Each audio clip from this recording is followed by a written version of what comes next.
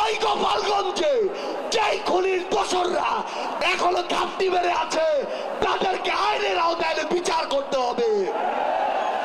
বাংলাদেশের ছাত্র জনতার ঐক্যবদ্ধ লড়াইয়ে খুনি হাসিনা দেশ থেকে পালিয়ে যায়।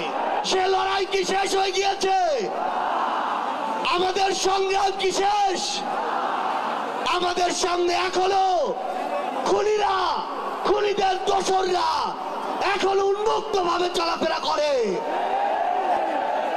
এই খুনিদের বিচার হতে হবে কিনা,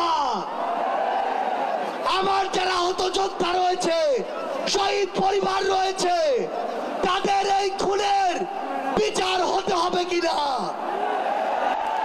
আমরা স্পষ্ট করে একটি কথা বলতে চাই, যেই খুনিরা এই দেশের বাইরে, এই দেশের মানুষের ঘামের হাজার হাজার কোটি টাকা পাচার করেছে, সেই টাকা ফিরিয়ে আনতে হবে।